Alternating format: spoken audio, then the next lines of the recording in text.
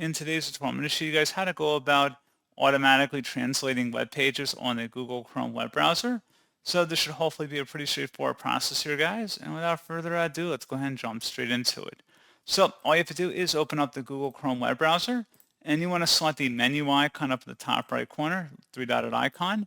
Go down and select Settings near the bottom of this list. On the left side, select Languages. And then on the right side, if you want to incorporate additional languages on here for your preferred language so that Google might automatically prompt you up in the address bar to translate into, you can do that. Otherwise, just scroll down underneath Google Translate and make sure that is toggled to the on position. And then if you go down again, automatically translate these languages, select Add Languages, and you can search the list and automatically translate web pages directly into your native language. If you choose, you just check mark in here and select Add, and that would automatically translate these languages back to your preferred language up here. And that's pretty much it.